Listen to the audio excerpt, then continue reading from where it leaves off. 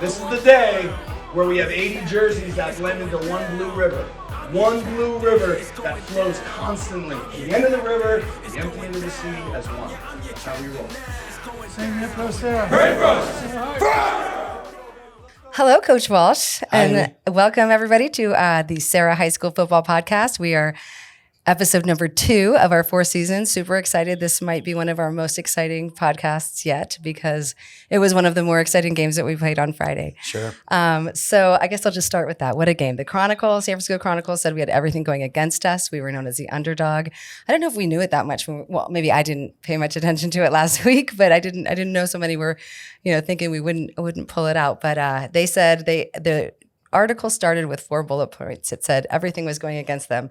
18 new starters, traffic causing a 1-hour delay, hot, sticky weather, and Folsom as the opponent. So can you talk to us about the game? It was just amazing. Congratulations. Yeah, thank you. It was a real thriller. I mean, we've actually never had a Sarah win in my time here where we had to have an onside kick to get a possession. Wow. So there's first in that.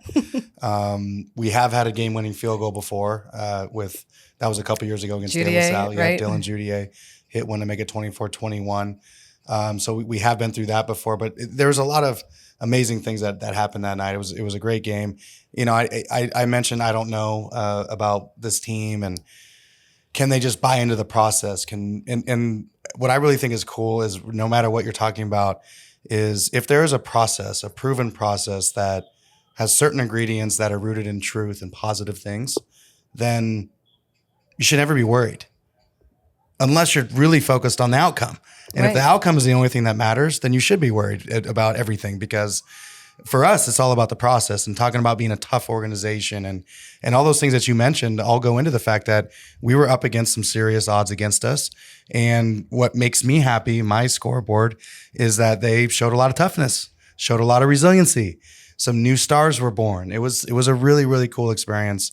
And of course, it makes it even more cool if Brody Smith hits the field goal to win. So, Right. With the final score of 22-21.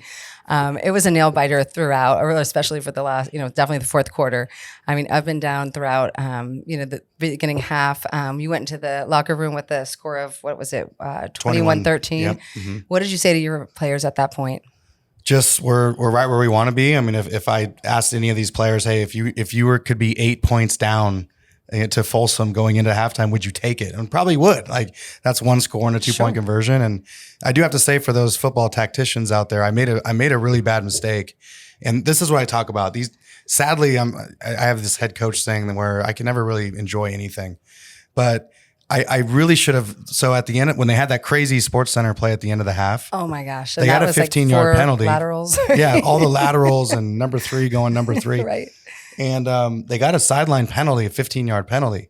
And I should have taken those yards on the PAT. That would have pushed them back to the 18-yard line, and it would have made it even harder to make a kick, or they might have had to gone for 2. But I chose to take the yardage on the kickoff, which, as it turns out, hindsight's always 20/20, but the ball rolled all the way to the 12. We ended up getting the ball at 12, and I allowed them to have an easier chance at a 1 point. And I was thinking at the time, like, this is not going to be 21-13 in the 4th quarter, but clearly something else is going to happen. But that didn't happen. But I really learned a big lesson there, like, make it hard for anyone to get 1 point. Right. And I had that opportunity to push them back. But anyway, that's for my football tacticians out there. And I look, and thankfully Brody bailed us out there at the end, and Mike McGee with a great hold and Fidelli with the snap and all that. Of course. But it was just an amazing, thrilling night all around. Well, like you just said, make it difficult to get 1 point. It was 1 point that hedged us ahead. So, I mean, I think that it's every point matters. So every point matters. There. That's right. You started off the game with I guess our first, offensive play was pretty unique. Can you talk about that? Well, I think we were ahead of ourselves there because we had an interception before. We did. That's right. I was Yeah. saving that for player highlights, but yes. Okay, you were saving it. Okay, darn it. No, go with it. It's early in the season. See, we don't know what we're doing yet either. Yes, exactly. So Malachi, a sophomore, wearing number 10, Joe Bay. Yep, incredible talent. Just like, I'm going to wear number 10 too. I we know love how it. storied Joe Bay's career was here. So he had an amazing interception to start the game off. And that was great. And then on 3rd down, Coach Bell designed an amazing draw play to Nana Latu that went 70 yards plus and set us up for that first quarterback sneak for Hannigan. Amazing, amazing. Well, I wanted to go through the like play by play, and then I figured it'd be better just to call out a few players or several players because the entire team worked extraordinarily hard. So it's not just a one man show, but a lot of these plays were made by several guys. I thought we could go play by play through that. Okay. So obviously you said Malachi. So he, with his Malachi, he's breaking up passes and he's making tackles and he had that interception. So great kickoff to his long. He's only a sophomore, to his long Padre football career. Right. And we remember him on Pop Warner. He was just as amazing then, just always. That's right. It's going to be exciting to watch him. Teddy Chung. He had some amazing plays. So I was thinking about this. Teddy had a great catch. He carried the football. He's making the calls in the secondary. He's everything to this team. He's our team captain. But Seamus Gilmartin made a play. He's a captain a couple years ago. Seamus Gilmartin made a play stripping the ball at Folsom, like towards the end of the game that saved everything. I remember that. Well, the last play of the game, the number 18 had the ball, and Teddy came out of nowhere and stripped it out of his hands in the back of the end zone, so Teddy will go down in captain's lore of making a play at Folsom to win the game. That was amazing. And you say it's funny because, like you said, the amazing, Brody Smith kick, field goal, boom. But you look at the board, there's still 10 seconds. And that's so much time in football. And I remember we were all high-fiving and everyone looks at the clock and then that's thrown. And number 3 has the ball. Exactly. That's like the Patrick Mahomes. You don't want that. I know. Yeah. But so Teddy Chung with the huge win, the ultimate win, because that was a scary, 4 seconds left? I mean, it was really scary. So. Right. When I thought he was going to take off and do his running thing and then he may or may not have crossed the line of scrimmage and step back, but it wasn't called, so it didn't happen. And then launched that ball in the air. Everyone's just kind of like time stops. It did. And both sides were cheering. And then you could just see the ball trickling behind. I was like, okay, he didn't catch that one. I was in the other end zone, so it was very hard to see. I thought, is he out of bounds? We couldn't see. We just knew we could see the Padres celebrating, so we kind of knew it went in our favor. But awesome. Not a lot to. Not a lot to. He was, waited his turn. He bided his time. He's a great patient Padre. Had some carries last year, but certainly not as much as Jaden and the rest of the crew that were carrying the ball all year long. So this is a great kind of reminder to high school kids. You be patient. Your time can come. And Cole Harrison, patient. Right. He's at Tennessee. Played 26 snaps last. I mean, his first real playing time was as a senior in high school. So youngsters out there, be patient. You don't always need success right away as a freshman or a sophomore.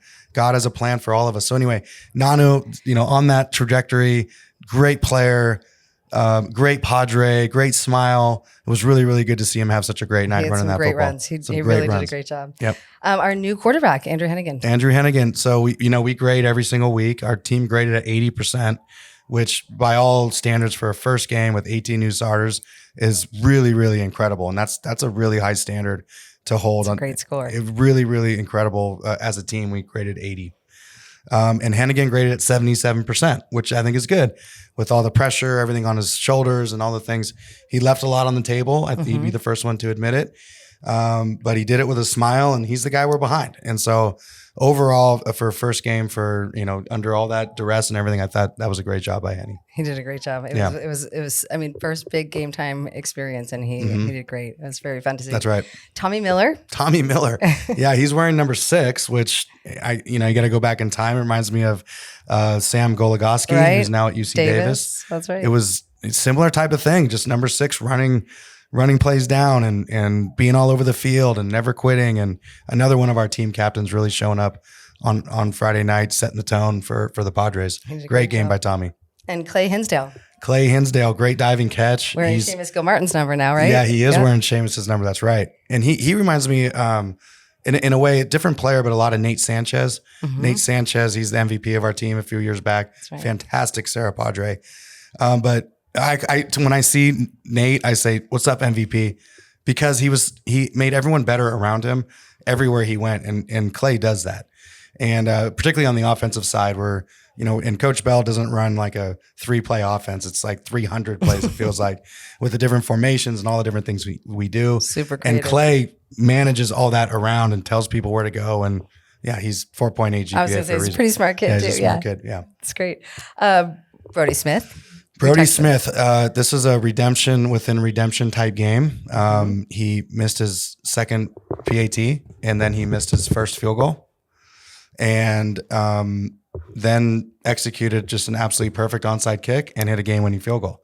So within a game, and I think this was really good for the team, picked him up, and we love you, and we're behind you, and you never know, you might get another chance. I heard those conversations happening on the sideline, and for him to hang in there and have belief in himself, and those kickers a lonely job, right. And he buried that game winner. It was pure, man. It was like a drive off a tee box, just right to left, beautiful draw, just drawn right in.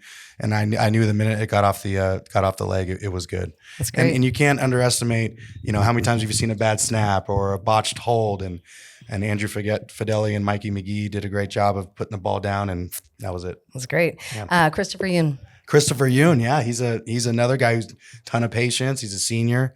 He's going to be sharing the duties with Nano, and Nano, is running so hard. He needs a break. Put right. Yoon in, didn't skip a beat.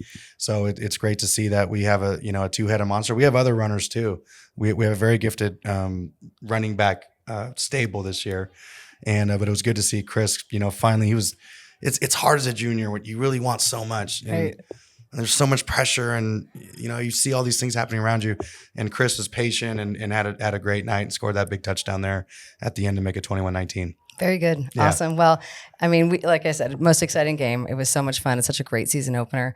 One of the things I'd like to do in this year's podcast is to also identify a bottom of the fire guy that you've seen and that's really been working hard this week in practice to make the starters better. And you've always been so supportive of, and you've always said that it's the bottom of the fire that makes, the stars so good Yeah. and dedicated. So I just kind of wanted to, is there anybody that comes to mind? Yeah, actually, and this is a 2-week thing because Daniel Gallo is one of the faster, quicker, more elusive players on our team.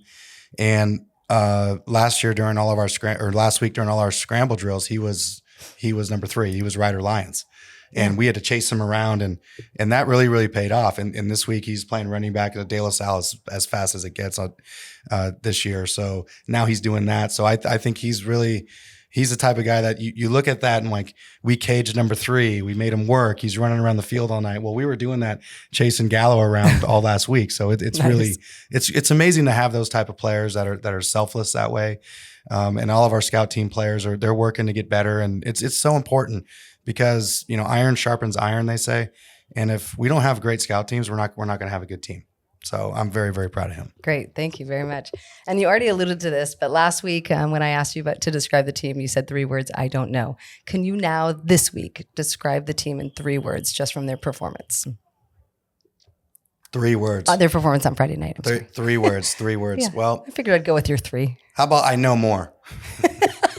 You're giving me 3. I know more. That's good. But I was kind of hoping for like passion, focus. But no, I'm kidding. I mean, I'm just not ready to bless it all. No worries. Like tough organization. Like It's your choice. No, I love it. It's one game. I mean, there's no banner in the gym for being 1-0 and Yeah, I know all the that. things that I say all the time. And I don't want to detract from anything, but it's such a long season. Totally. It's such a long season. And, one of the things I would say is they showed a ton of resiliency. They showed some depth. A depth as a team because a lot of people contributed. Mm-hmm. They showed brotherhood. I mean, they really were picking kids up. Charlie fumbled a second kickoff of the year's first varsity touch. Charlie's being my son. And I saw kids putting their arm around him that's what Sarah's all about. When things are really down, that's when we need each other the most, not when things are Absolutely. great. So I saw a lot of the key words, love, brotherhood, humility, tough organization. It's, we always want to work towards that. But I saw little moments of that all night long. That's great. That's great. Yeah. I'm sure it'll continue. And how just overall in you're entering your 24th year here at Sarah, fortunate for us. How would you rank this win amongst some of the others? Are there any other wins that you remember as being as, Thrilling. thrilling? That's a great Well, word. it's been rare in the last at least few years where we've been underdogs. We certainly were against St. Francis when we lost by 300 that one game or whatever it was. And then 20 days later, we beat them. That was amazing. We were underdogs in that game. And, there's those things really come to mind. It's hard for me to put, if you just strip away the weeks and if there was a championship or not, it's definitely one of the most thrilling games that we've ever had here. Great. No doubt about it. I mean, there's no arguing that. It was so exciting, and winning on a last second field goal in any circumstance, and Teddy stripping the ball at the end. Gosh. Like, come on, the drama. Fighting till the end, right? And then you're on the road, and everyone's rooting against you, and all those things just add up, and it definitely puts it up there in the top. But I'm not going to take away from the other wins late in the season, like Sanger, or Sanger was an amazing game. The St. Francis win we had late in the season, and these are things that led to championships and banners and really huge things. And there's so many of those experiences too. But it's definitely, in terms of excitement, it's towards the top. So great. No doubt. I'm going to ask one more question about the game, and then I'm going to ask you one more question about the team, and then we're going to move into this week. Okay, so I have two sure. more questions. One, the coaching calls were incredible. I mean, you guys, truly have one of the best coaching staffs ever. I mean, can you talk about the talent in calling the right play at the right time? Absolutely. What I did say in the preseason was I don't know about the team, but I also said we lost 0 coaches at graduation. You did say that, and that showed Friday night. I mean, if you lose your entire team and your coaches, then there's a ton of unexperienced human beings trying to execute something that's very, very difficult on the road with communication, headsets, all sorts of chaos. And we didn't have any of that because we have been together for so long, and we have incredible talent, with our coordinators, with Coach Monsef, Coach Bell, guys that, if we actually paid them by the hour, which is, you can't do that in high school, they'd be paid like lawyers and doctors. And everything. It's awesome. But I was just so impressed with the poise that the coaching staff had. One of the things, I've been doing a lot more yoga recently, and in the yoga of that day, the word was patience. I'm like, wow, what a perfect word, patience. I got a new team, and we're not new. Like we probably expect, Joe Bay running around there and Danny New. And I said, look, what a great reminder. And the instructor actually said, be patient with the process. I'm like, this is so perfect. This is why I do yoga, like, for a lot of reasons. I love it. But being patient with the process, like having patience with the kids, having patience with Hennigan. He's going to make mistakes. Come on, what's he up against? And I really saw a lot of patience. And because I hear everything that goes on in the headset, there's a ton of teaching, a ton of coaching. And I'm so proud of those guys because they're coaching this team like they coached last year's team. There's no difference. That's great. And we're coaching the standard. We're patient with the process. And to me, the MVPs of the night with the kids, of course, is the coaching staff. They're fantastic. That's great. And they, of course, Coach Bell had some crazy plays, and we had a couple new coverages for Ryder Lyons. So it wasn't easy just to sit back there and pick us apart. So Coach Mons and Coach McGee in the back end, Coach Thomas there. And then we had some different movements up front with Gustavo. And, I thought Coach Falau with the offensive line, we scored at 80% on the O-line, which is incredible against a great defense. And, Coach Ortiz, like, he's the special teams guy. And the special teams is one of those things where it's like, you don't really know if it's there until you know it's there. Exactly. And it's either really great or it's really bad. And then it's just, you don't even really think about it. It's like, oh, they just kicked it, whatever. But there's so much to it. So I'm really, really glad that Coach Ortiz and that side of the ball finished on the highest of notes. So, very cool. Very cool. Yeah, I'm very, very, very proud of the staff. And so you give your boys the weekend off. Is that right? Are they practicing today? Oh yeah. We labor on Labor Day. So we worked yesterday. But I've in the last kind of 4 or 5 years, I'm giving the program most of the time Saturdays off. Yeah. Good. If we play Friday night, Saturdays are off. There's something about rest. There's something about surrendering. And there's something about stepping away that can promote longevity for the team. And that's kind of counter to what I'm used to. Like at De La Salle, it's, they're eating weights at 7 a.m. on Saturday. And so there's that urge in me to do it. But and plus we got home like at 1 a.m. Right. It was late. It's like sleep. Well, where does sleep come in? Sleep's important. So, we don't do Saturdays anymore, really.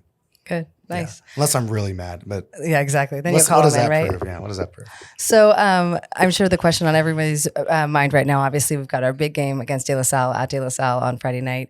And you and head coach Justin Allenbaugh have been very, best family friends for years and years, decades, right?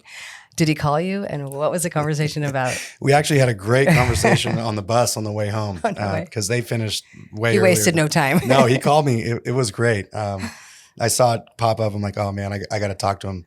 I mean, in the world of competitive sports, for me, I root for De La Salle so much. And the inverse is true. They root for us so much. And because, we're all, all boys Catholic schools. And of course, my brother went there and I went there. Like it's a family thing. Of course. We grew up with them and we know all those kids. I knew now Maurice Jones-Drew, like I coached him, his kid is playing. So there's so many lines that are so tight that it's impossible for me to root against De La Salle. Right. Like even this week, I'm not rooting against De La Salle. I'm rooting for Sarah, clearly, Sure. but I'm not rooting against him. And I remember when we beat him for the first time ever, it was kind of empty. I was like, oh man.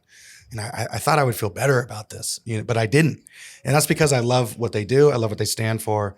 And I think the inverse is true. So right. I'm giving you the whole story, but they told me they were all standing around an iPad. Oh, really? Watching it live, all 14 of their coaches or whatever. And then when Brody hit the field goal, like everyone's yelling, running around.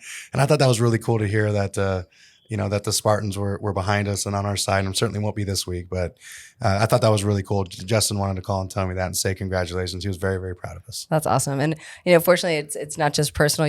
You've also blended, the programs in terms of the spring showcase. We've been partnering with them for the last 2 years and, that's been great. When you talk about Maurice was on our podcast, it's just been a really friendly, mutual respect for two really great programs and two Nike elite football programs as well. That's right.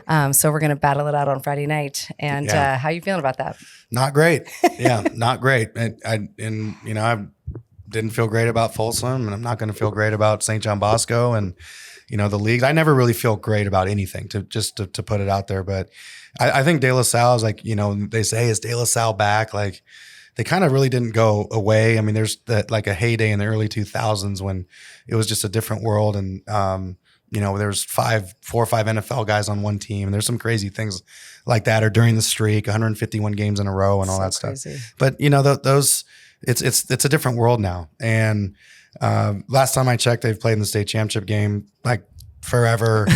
So are they back? I mean, they're back in a way where, Coach Allenbaugh's calling the offense again. So the people who think of De La Salle and De La Salle offense, you can see that again, with Maurice's son and a couple other backs, the speed, like their speed they will be probably the fastest team.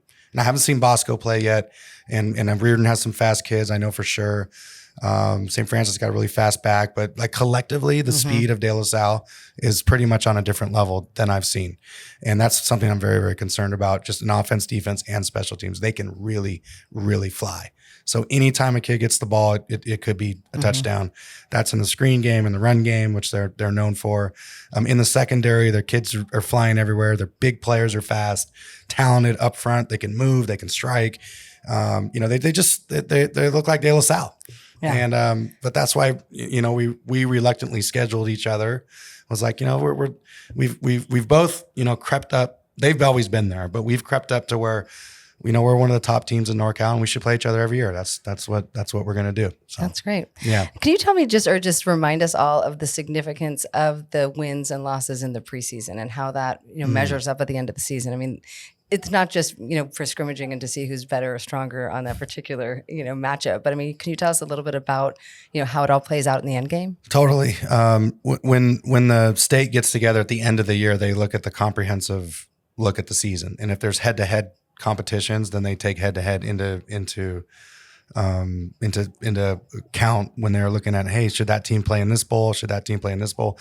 Now, we're way ahead of the game, clearly, because I'm sure the WCL is going to have something to say about all that when it comes to absolutely. Like, I'm not even talking in-league. That's why, if you notice, I didn't say anything about predicting a season. I just meant in terms of every game matters. Yeah, that's what's beautiful about football is every game matters. You can lose a preseason game in baseball and whatever, but when it comes to football, when it comes to that level, where you're placed, if you win your section, where you're placed in the regional, where you're placed in the state bowl game, like all that stuff really, really matters.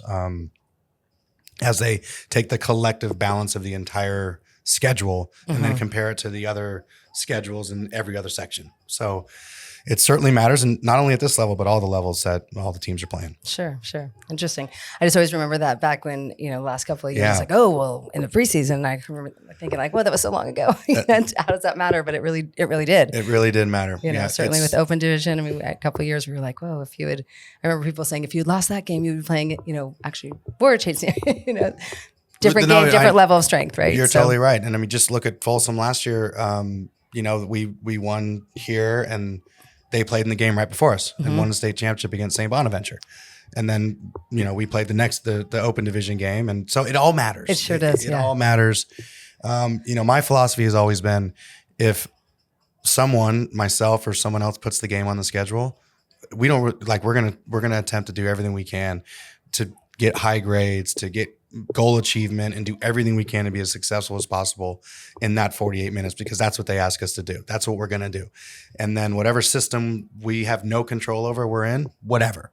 And that's, how we're going to play this game Friday night and the next week against Bosco here on Poly Day here on Saturday. So yep. It is what it is. It's a great lineup. It's going to be exciting. It is. Any last words about De La Salle? Anyone to look out for on both sides of the ball? I mean, I just there's a ton of talent. There's a ton of talent on both teams. there really is, and their offensive line is always so fun to watch. They get off the ball and they're just mowing people down, and it's for football fans and particularly O-line coaches like myself and old school running back, like just seeing O-line play and that sort of stuff is something to watch. And then how our defensive line holds up to that is going to be absolutely massive. And last week we had 3 defensive line starters out. Like, we didn't play with 3 defensive linemen. So guys are still trying to get healthy from off-season injuries and nagging stuff. So I'm hopeful to get a couple of those guys back this week, which will really help us against that team. So far, no news yet. It's only Tuesday, but I'm very, very hopeful we get a couple of those guys back. But then just, the running backs. The De La Salle is known for just these crazy downhill fast runners. So it's going to be really interesting to see how our defense holds up against that. Now, we with Henny, obviously have a new quarterback. And so we did last week, want to establish a run game. So that whole war up front is going to really determine and dictate the entire outcome of the game. Awesome. Football. We're all looking forward to it. Is it 7 or 7:30 kickoff? Oh, that's a great question. I think it's 7:30. And it might not matter like last week. I mean, it was 7:30 and then it was 8. No, I'm just kidding. That's right. But the referees thought it was 7, which was interesting. Oh, really? Like, oh, really? Okay. So, because JV was 4 and then 5. And well, anyway, we are looking so forward to another great showdown. And tickets will be up on GoFan. We'll have a pop-up link on our website as well as our social media channels and ways to view if you can't make it out there. But most of us will be there. Thank you, Coach Walsh, for your time and your talent and just, letting us all know what you're thinking and what you're up to. So we really value it. So thank you. Thank you, Amy. Good Go job. Padres. Good job. Thank you.